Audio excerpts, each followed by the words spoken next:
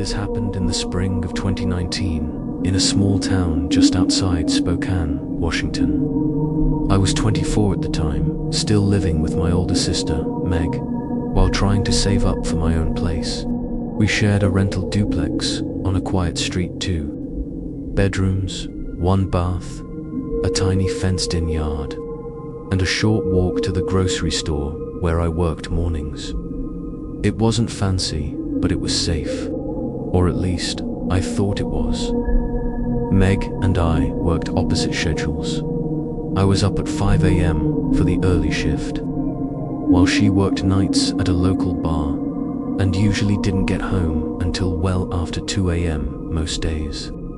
We barely saw each other, and for a while, that routine worked, until I started noticing things. It started small. A glass left out that I didn't remember using. The bathroom light on when I got home, even though I always turned it off before leaving. I thought maybe Meg had been home on a break and didn't say anything. Or maybe I was just tired, foggy-headed from work. Then, the front door. I always locked it, deadbolt and all, when I left. Every single time. But 3 different afternoons in 1 week, I came home and found it unlocked. Not wide open, just unlocked. Asked Meg about it, casually at first. She swore she hadn't been home during the day and told me to stop scaring myself. Said it was probably just me being forgetful, but I wasn't. Then, one evening after a long shift, I came home to something that chilled me. One of my socks, just one, was sitting in the middle of the kitchen floor. Not in a pile, not near the laundry hamper, just placed there. I hadn't done laundry that day. That's when I started to wonder if someone else had a key. I told Meg again. This time she looked up from her phone, annoyed. "It's a duplex," she said. "The landlord probably has a master key. Maintenance guys come and go sometimes. Maybe one of them forgot to lock up. But we hadn't submitted any work orders, so I called the landlord. He said no one had been by, no inspections, no repairs, no maintenance. At that point, I started feeling like I was going crazy. Still, nothing had been stolen. There were no signs of forced entry, and every time I brought it up to someone, I got the same response. "You're overthinking it." Then came the day that changed everything. I'd been scheduled to work a morning shift, but my manager called and asked if I could take the evening instead. I agreed, and after a late night, I came home around 1:15 a.m. The house was dark. I was halfway up the stairs when I heard a sound from above me, a soft thump, like someone dropping something gently onto carpet. I froze. The only thing above me was the attic. It had one of those pulled-down hatches in the ceiling of the upstairs hallway. I hadn't thought about it in months. We'd never used it. I slowly walked to the top of the stairs and just stared up at it. I didn't move for a full minute. My heart was pounding. Then I heard it again, a slow, dragging sound, like something being pulled across insulation. I backed down the stairs and locked myself in the downstairs bathroom. I called the police. They arrived 10 minutes later. 2 officers, both calm, professional. I explained what I'd heard and asked them to check the attic. They pulled down the hatch and went up. Flashlights scanned around for maybe 5 minutes. Then they came back down. Nothing. No one was there. They said it looked like it hadn't been touched in years. Just dust, old insulation, and a few cardboard boxes left by the previous tenants. I asked if they saw any signs of someone being up there. They said no. But one of them added, there was a lot of cleared out space in the back, like someone had moved the insulation around. Could be rats, could be nothing. They left. I didn't sleep that night. The next day, I bought a cheap motion-activated camera and set it up in the living room, pointing toward the hallway, just to ease my nerves. That night, Meg was home, and I told her everything. She rolled her eyes but let me ramble. Around 2:57 a.m., my phone buzzed. The camera had picked up motion. I opened the app and watched in real time. Nothing, just a quiet hallway. But then, as the clip played back, I saw it in the far corner, behind the stairwell.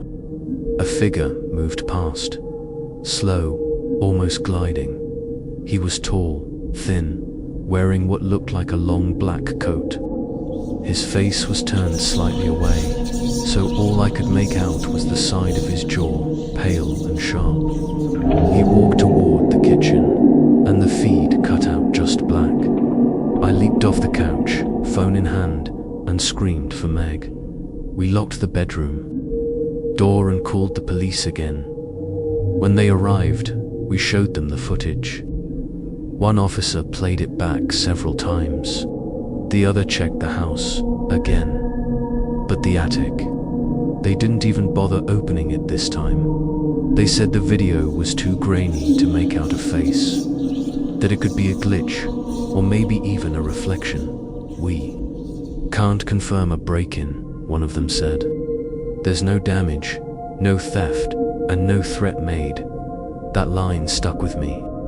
No threat made. Isn't someone walking through your house in the middle of the night threat enough? Still, they left. A week passed. Nothing else happened. I started to believe maybe it was over. Maybe whoever it was had moved on then. One afternoon, I came home to find the back door unlocked again. But this time, there was something else. On the kitchen table, neatly placed like a gift, was one of my old journals. I hadn't touched it in over a year. It had been packed in a box in the attic. I opened it. On the first blank page, written in small, shaky handwriting, were 3 words. We moved out 3 days later. Meg thought I was being dramatic, but she didn't argue. I filed one last police report and gave them the journal. The officer who took it didn't say much, just nodded and wrote something down. That was 4 years ago. I haven't lived with anyone since. I change my locks every 6 months. I don't use attics, and I never ever leave a camera unplugged. Some things can't be explained. Some people slip through cracks no one knows exist, and the scariest part, they don't need to break in if they were already inside.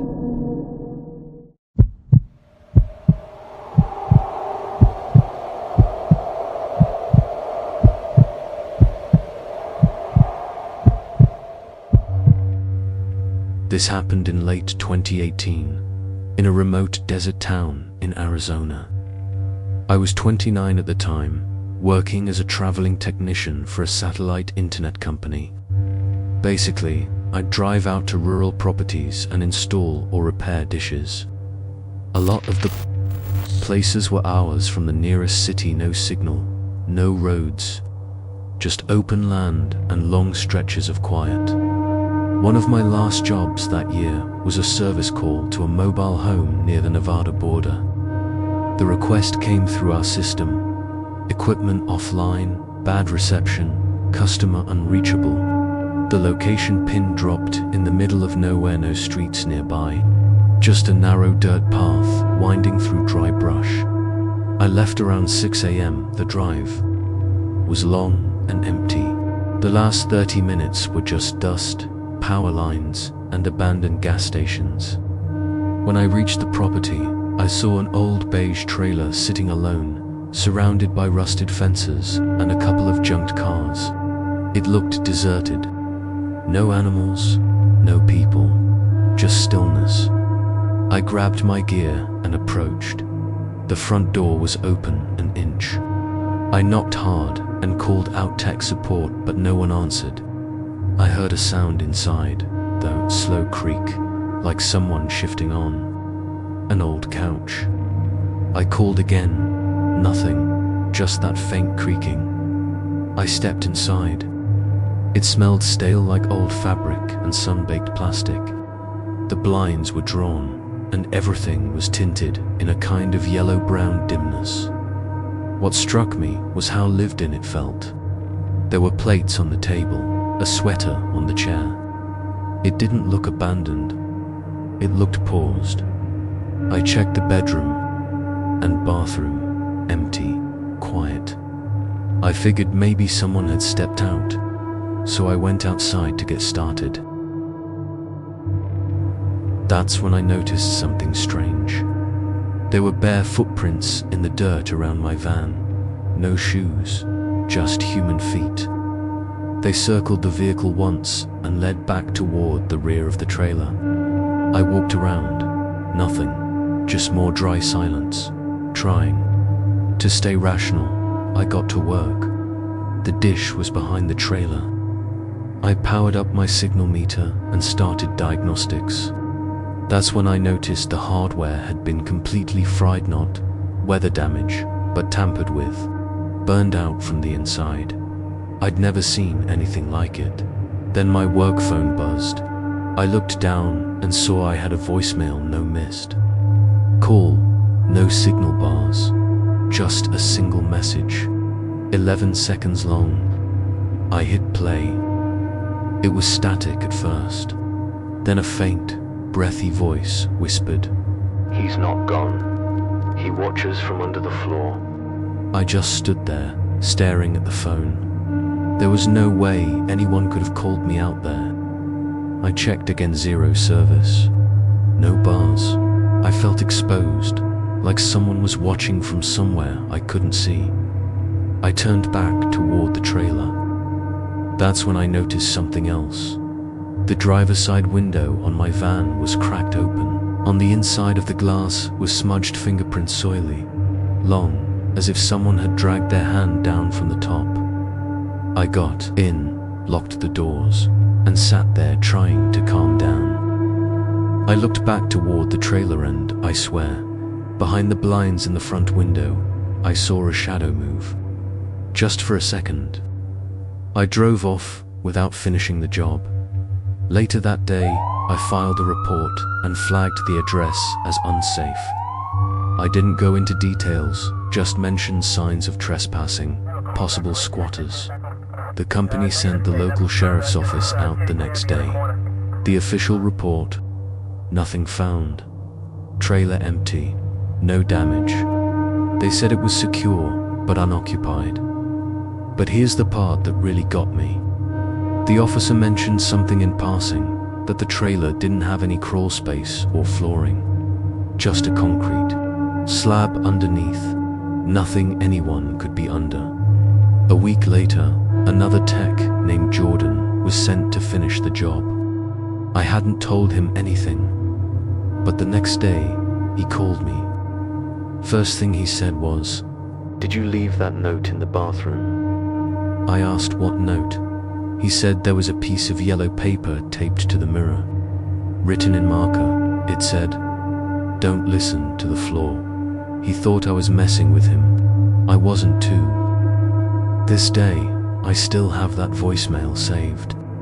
I don't listen to it anymore. But whenever I drive through a town like that, flatland, empty trailers, to quiet, I find myself checking under my van and locking the doors early. And sometimes, in the silence, I swear I hear it again. He's not gone. He watches from under the floor.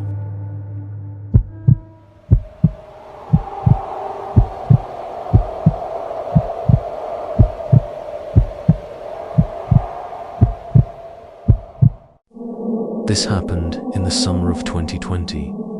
I had just moved to a small town in eastern Oregon. I was 31 at the time, recently divorced, and needed a fresh start. My job allowed me to work remotely, so I found this cheap rental house on the outskirts of town. It was a modest place, 2 bedrooms, a detached garage, and a long chain link fence that separated the backyard from the woods behind it. The landlord mentioned that deer sometimes wandered out at night, but that was it. Quiet neighbors. No crime, nothing to worry about. I liked it at first. The space, the quiet. Every evening after work, I'd sit out back with a beer and watch the sun dip behind the trees. There was a stillness out there that made me feel like I could finally breathe again. But that stillness changed about 3 weeks in. One night, just past midnight, I was up late watching TV when I heard something tap against the back sliding door. 3 slow taps, sharp and deliberate. I froze. I hadn't pulled the curtain shut, and when I turned to look, there was no one there. Just the dark yard and the faint silhouette of the fence. I figured maybe it was a branch in the wind or an animal, but I couldn't shake the feeling that someone had been watching me. The next night I heard it again. This time it was earlier, around 10:30. I was brushing my teeth when I heard the same tap. Not on the glass, on the wall, the back wall of the house, right behind my bedroom. 3 slow knocks. I walked outside with a flashlight, heart pounding. The backyard was empty. But when I walked toward the fence line, I noticed something. The grass was matted down, like someone had been standing there for a long time, just facing the house. I didn't sleep much that night. I called the local police the next morning. They sent someone out, a younger officer who listened patiently but didn't seem too concerned. He walked the perimeter, saw the matted grass, but shrugged it off. Could be a deer, he said. They sometimes lean against the fence to scratch. I knew it wasn't a deer, but what could I do? A few nights later, I caught him. Not with my eyes, but on my camera. I had set up a cheap motion sensor cam by the sliding door. It only caught 30 seconds of footage, but it was enough. At exactly 2:12 a.m., the camera triggered, and there, standing just behind the fence, was a man. Tall, thin, arms hanging at his sides. He wasn't doing anything, just standing there, facing the house, no movement, no expression, just still. I sent the footage to the police. They came back, did another sweep. No footprints, no broken fence, no ID, and again, nothing they could really do. Probably a transient, one of them said. They usually move on, but he didn't. Every few nights, sometimes every night, he'd be back. Sometimes I'd catch him standing behind the garage. Other times, near the tree line. Never closer than the fence, but always there, always watching. I started keeping the lights on, slept with a knife under my pillow, even bought motion lights for the backyard, but that didn't stop him.